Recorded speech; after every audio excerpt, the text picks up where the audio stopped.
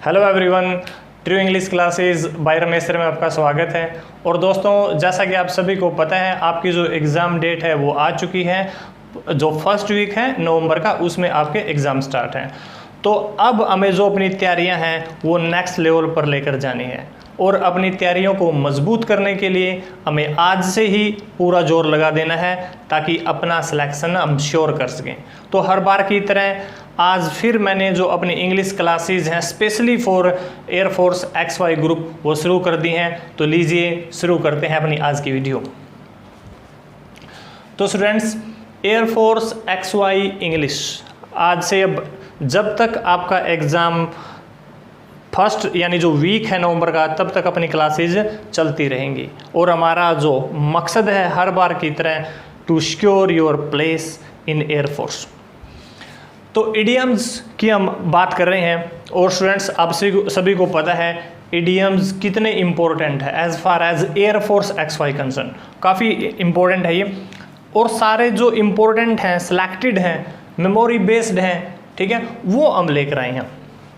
पहला है to break the ice, most important है to break the ice. Break मतलब आपको पता है ब्रेक कर देना, किसको? आइस को। इसका मतलब ये नहीं है कि बर्फ़ को तोड़ देना, इसका मतलब है जो इतने लंबे समय तक एक चुप्पी छाई हुई थी उसको तोड़ देना, यानी एक नई शुरुआत करना। ठीक है, अब तक यदि हम नहीं पढ़े थे तो अब हमें एयरफोर्स के लिए ब्रेक द आइस, शुरुआत करनी होगी। इसका मतलब है making a beginning. To break the ice का मतलब है बच्चों मेकिंग ए बिगिनिंग, एक शुरुआत करना। ठीक है, अब तक हमने स्टडी की या ना की, इट डजंट मैटर, लेकिन अब हमको क्या करना होगा? Break the ice. अब हमको शुरुआत करनी पड़ेगी, ठीक है, बिगिनिंग करनी पड़ेगी। नेक्स्ट है बच्चों to be in a fix.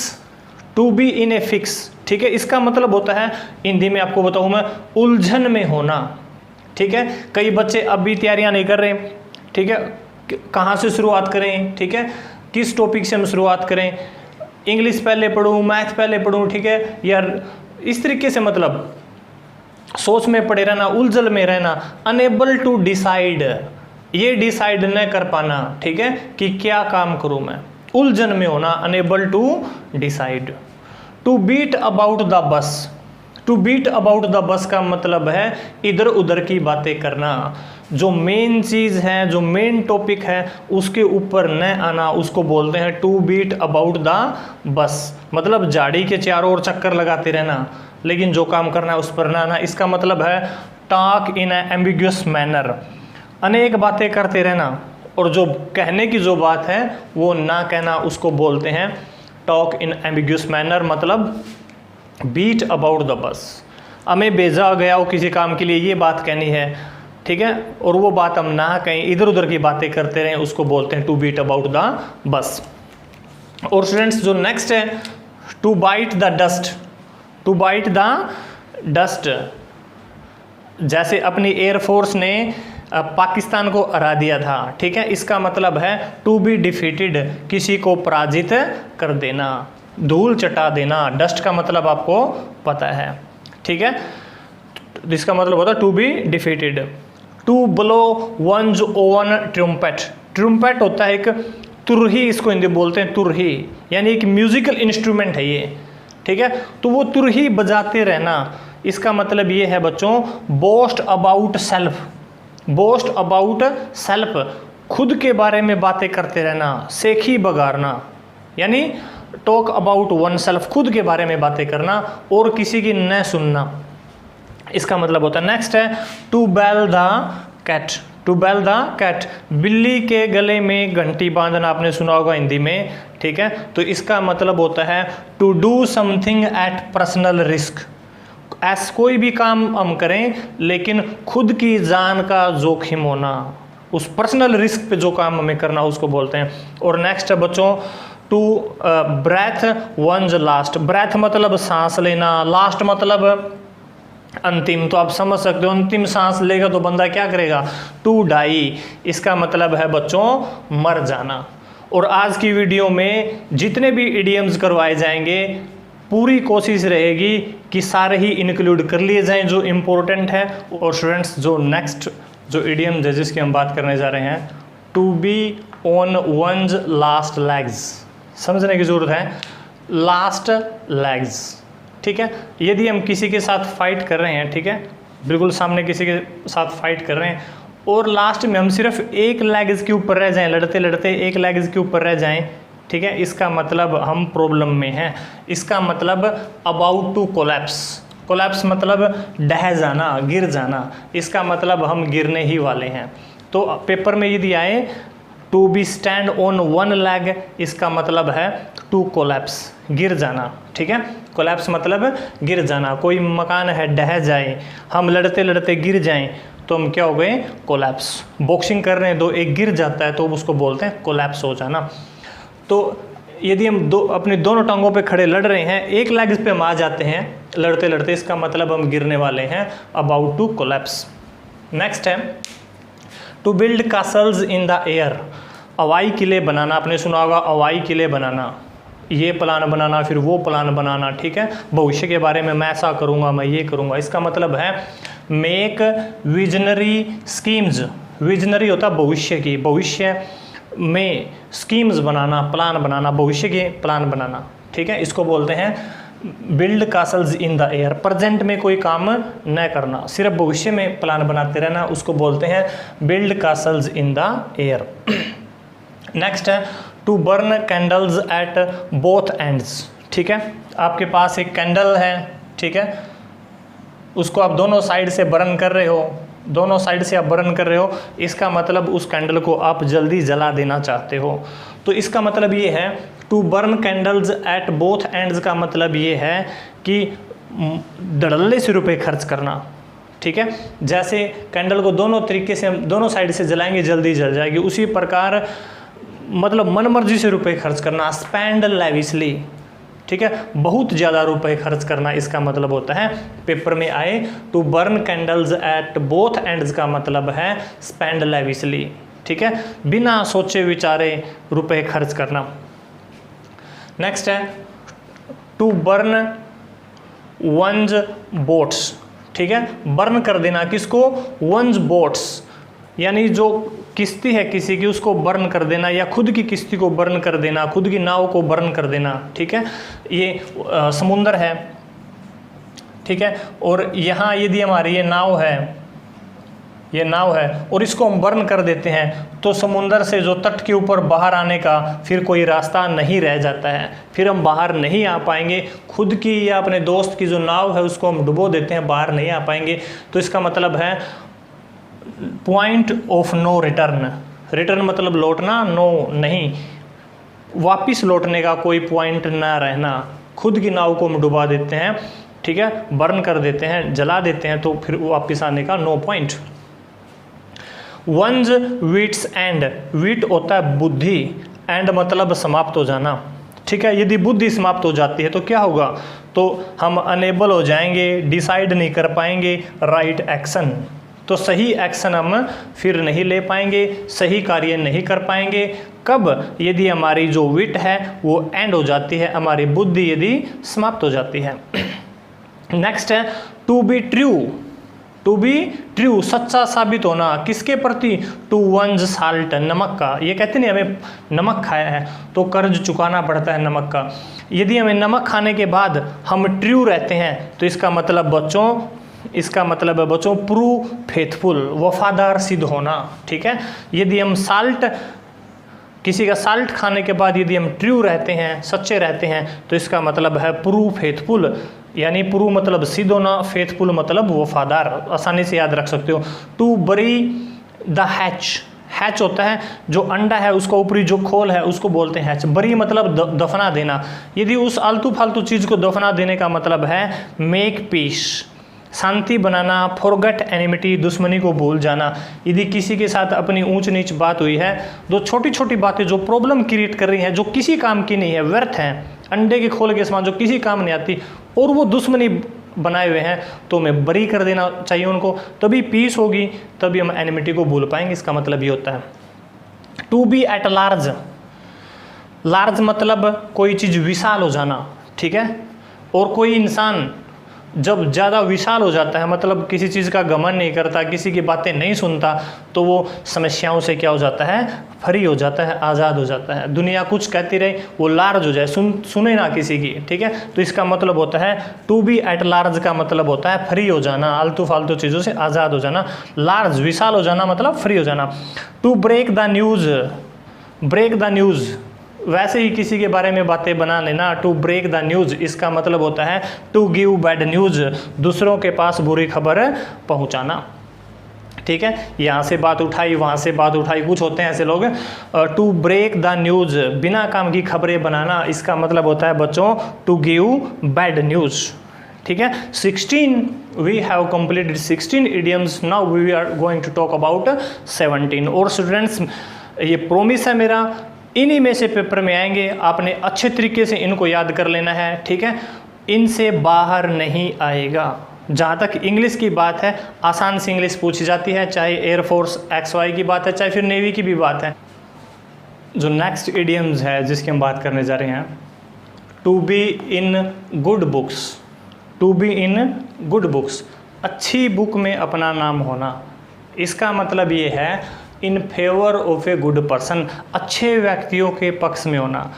यदि दूसरे व्यक्ति हमारी बातें चलाते हैं, ठीक है, और हमें गुड बुक्स में लेते हैं, ठीक है, हमारा नाम गुड बुक्स में मतलब अच्छे व्यक्तियों के, जो अच्छे व्यक्ति हैं उनके फेवर में आता है। इसका मतलब ये है to be in good books, अच्छी बुक में होने का मतलब है, इसका मतलब है कि हम किसके फेवर में हैं, अच्छे लोगों के फेवर में हैं, ठीक है।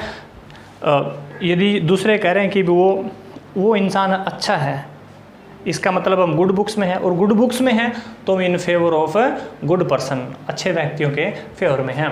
To burn the midnight oil, अब आपने यही करना है, to burn the midnight oil, burn करना, जलाना, आधी रात तक तेल को जलाने का मतलब ये है कि आपने वर्क करना है अप टू लेट आवर्स, रात्रि के लेट आवर्स तक अब आपने पढ़ाई करनी है, क्योंकि आपका जो एग्ज़ाम्स है it's going to held in November, first week of November, तो आपने अब अच्छी तैयारी करनी है, work up to late hours.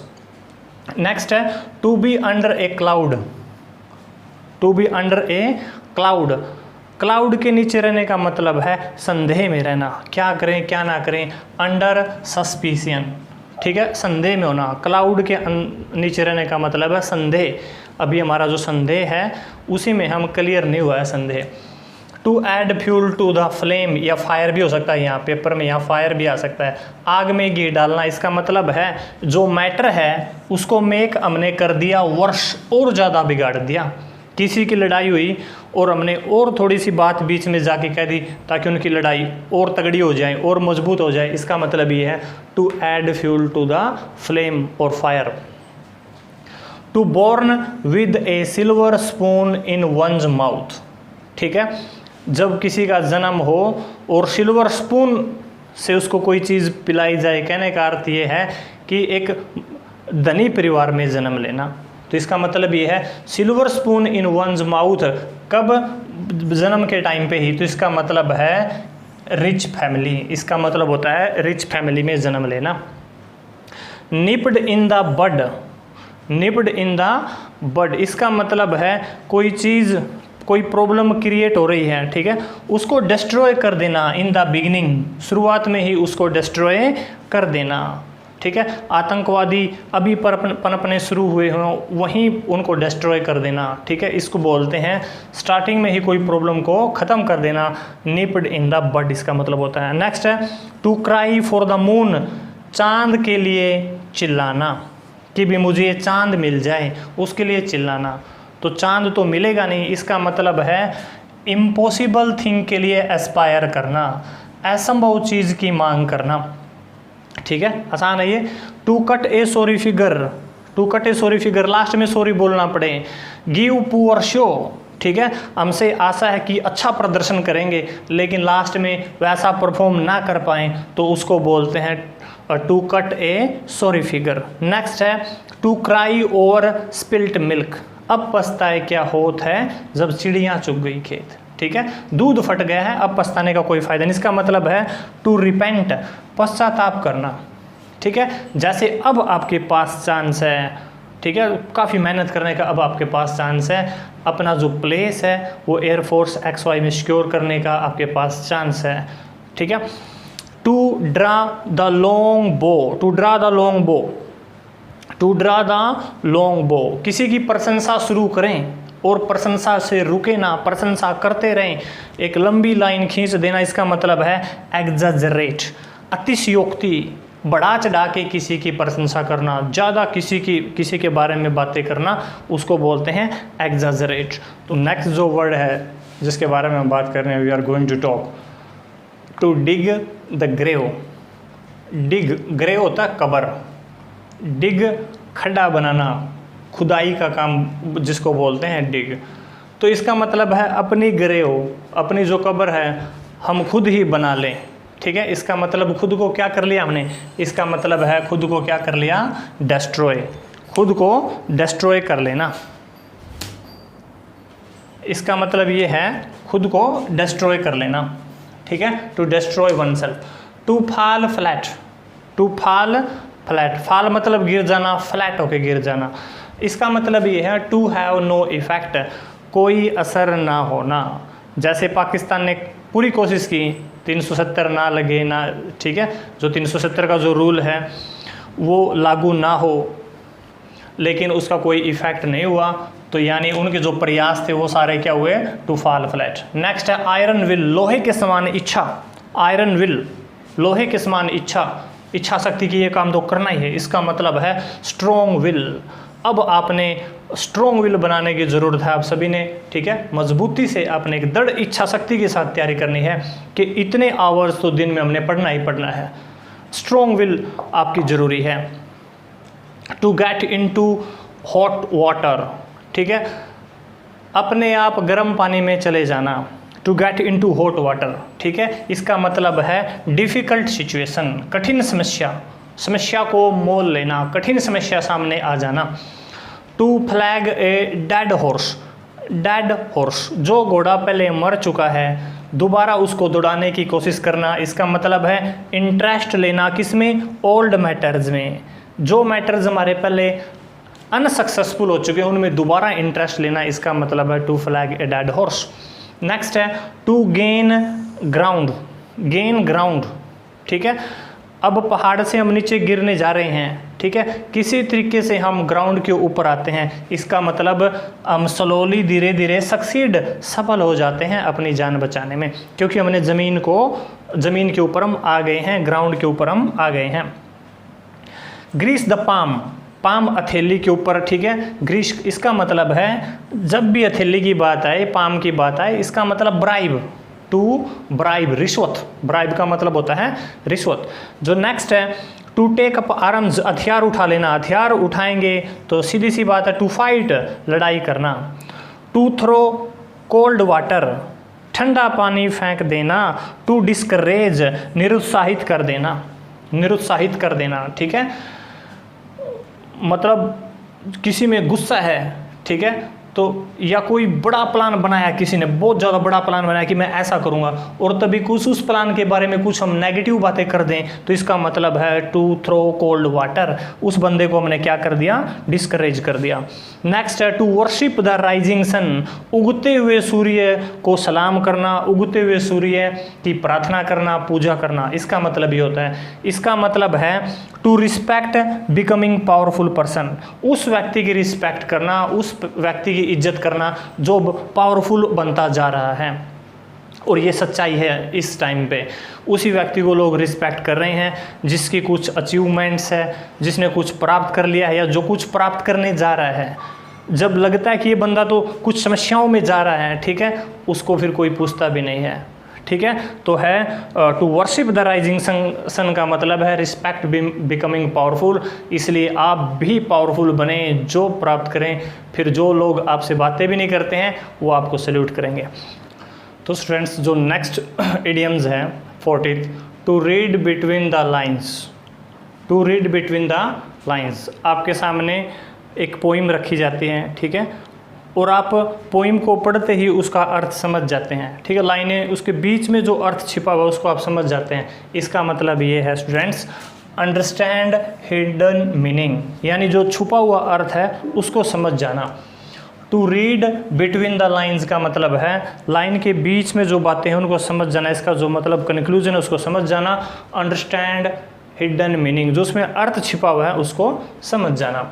To move heaven and earth, कभी हेवन के ऊपर कभी अर्थ के ऊपर जाना, ठीक है, कभी इधर जाना कभी उधर जाना, पूरी कोशिश करना। To make all possible efforts, जितने प्रयास हमसे बन सकते हैं लाइफ में टू सक्सीड वो सारे करना, इसका मतलब ये है। To make both ends meet, इसका मतलब अर्निंग से है, अपनी आजीविका से है। To live within one's earning, जो भी हम कमाते हैं उसी से अपनी ज़िंदगी चलाना, इसका मतलब ये है to make both ends meet. To lose ground, आपको पता है टू गेन ग्राउंड का मतलब तो है सक्सीड स्लोली, और टू लॉस ग्राउंड अपना ग्राउंड लॉस हो जाए, यानी जो हमने पोजीशन बनाई है वो ख़त्म हो जाए। फेल टू कीप पोजीशन, अपनी पोजीशन को बनाए रखने में हम असफल हो जाएं, ठीक है। जैसे महेंद्र सिंह धोनी कितने बढ़िया खेलते हैं, लास्ट में जो लास्ट टाइम जो उनका खेलने का, उसमें वो जो टाइम था जो बेस्ट परफॉर्मेंस करते थे वो नहीं बना पाए, तो इस तरीके से हम कह सकते हैं फेल टू कीप पोजीशन। हर प्लेयर के साथ ऐसा होता है। To pull a long face, long face यानी अपना फेस कैसा बना लेना, सैड बना लेना, ठीक है। To pull a long face का मतलब है अपने फेस को सैड बना लेना, उदास दिखाई देना।